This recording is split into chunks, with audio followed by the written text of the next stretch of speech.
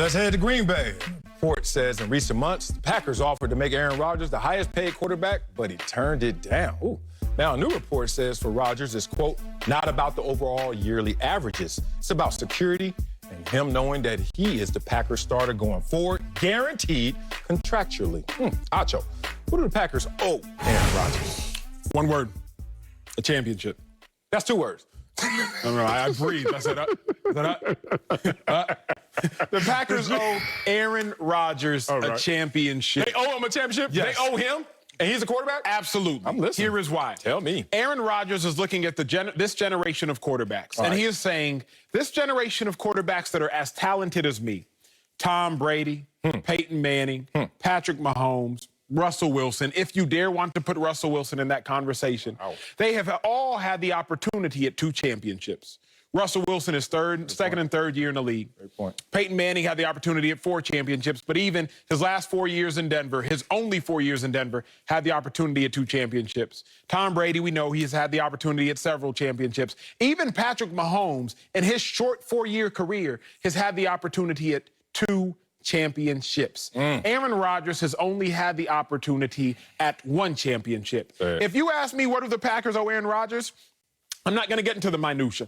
I'm not going to talk about owing him a first-round pick. Haven't drafted a first-round pick wide receiver, that is, since Aaron Rodgers became the starter. I'm not going to talk about that. I'm not going to talk about owing him a defense. In their championship games, the defense gives up 35 points a game, more than 35 points a game on average. League last year, 24 points a game is what was scored during the regular season. I'm not going to talk about the minutia.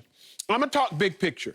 The Green Bay Packers owe Aaron Rodgers a championship because all the quarterbacks that fall into the category of Aaron Rodgers' individual talent in this generation, Drew Brees is not as talented as Aaron Rodgers. All the quarterbacks that fall into the individual talent of Aaron Rodgers, the Tom Bradys, the Peyton Mannings, the Patrick Mahomes, and I will even usher in Russell Wilson based on individual ability, they all had the opportunity at 2 championships. Packers, y'all owe Aaron Rodgers one thing and one thing very, very simply, a championship. Get there however you can. Man, great take. Like, give me what I need to go get what I want. I give you that. There's a little pushback, though, if I'm the Green Bay Packers, because I only owe you what you've earned.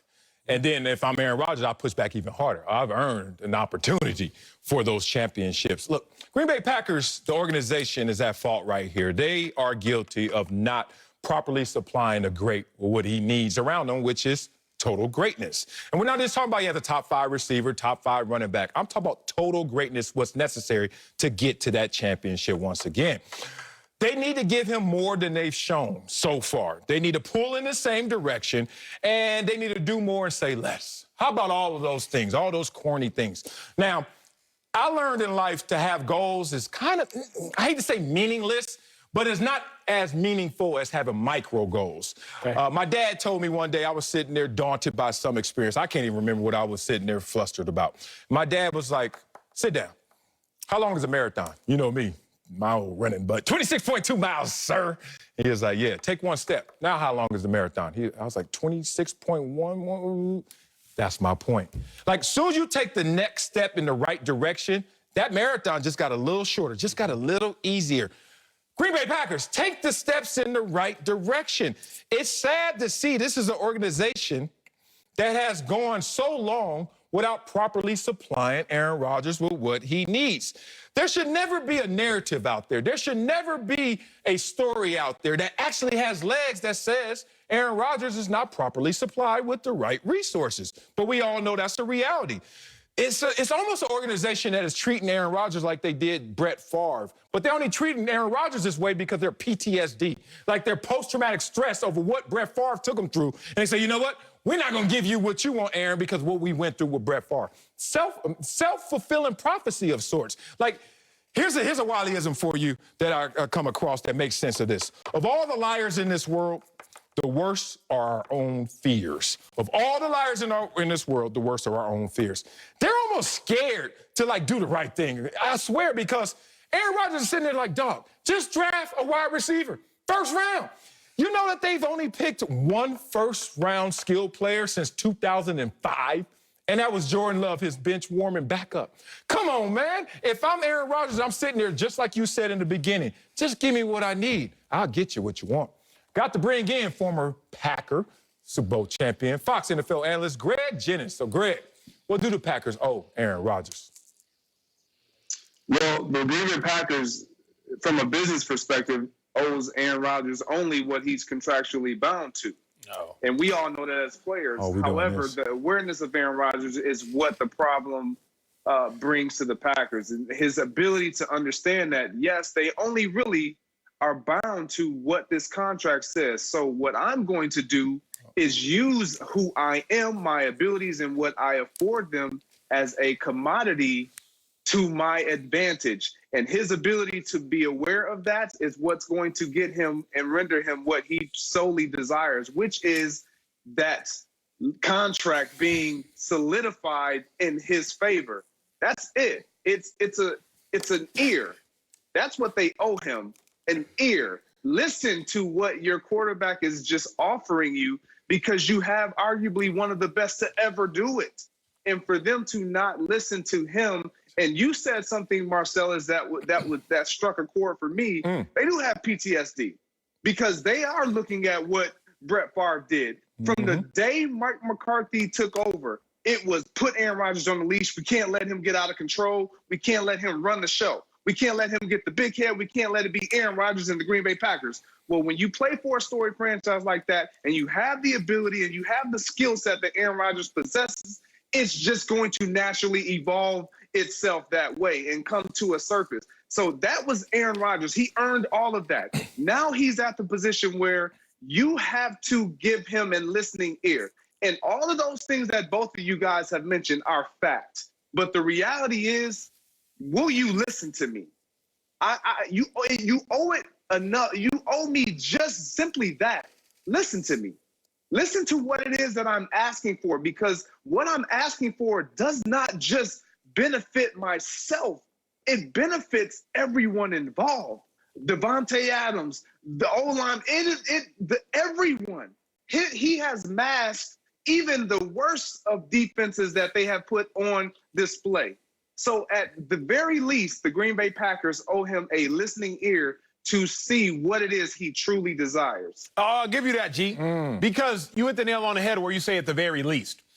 If I'm Aaron Rodgers, I don't even care if you listen to me as long as you show up with what I want. When it's my birthday, G, I'm sure when it's your birthday. Sale, I'm sure when it's your birthday. It really don't matter if you listen to me tell you subliminally what I wanted. Hey, a new car would be nice. A new tie, a new belt, a new watch would be nice.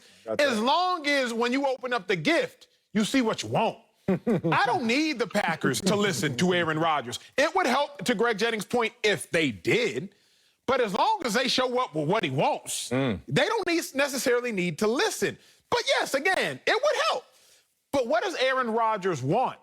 What he wants is at least the opportunity at a chip. Since 2000, mind you, the quarterbacks the Packers have had since 2000, Brett Favre and Aaron Rodgers. Think about the NFC teams that have gone to multiple championships with lesser quarterbacks. Whether it's the Buccaneers, Brad Johnson, Tom Brady, the Niners, Colin Kaepernick, Jimmy G, Eagles, you got Donovan McNabb and that combination of Nick Foles, Carson Wentz. Y'all can look at the list, Jake Delhomme, Cam Newton, et cetera, et cetera, et cetera. Those quarterback combinations are far lesser talented than the combination of Aaron Rodgers and Brett Favre, or just solely looking at Aaron Rodgers in his 13 years as a starter. So it's not just listening to me, but Aaron Rodgers is owed an opportunity at a chip, because to Marcellus's point and my last point, Aaron Rodgers looking at the Packers like, I don't know y'all nothing.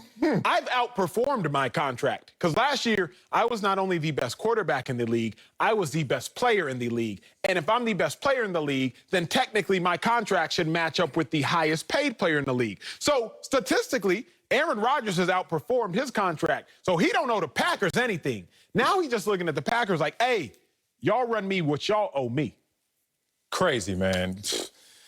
Oh, this is so sad because I hate when I see situations like this. And I actually lived through an experience like this. Y'all might put this together, but there are circumstances, there are entities that are scared to empower someone's greatness because they're scared that they'll be bigger than the brand. I've seen it firsthand. And it almost seems like that's what's happening out there in Green Bay.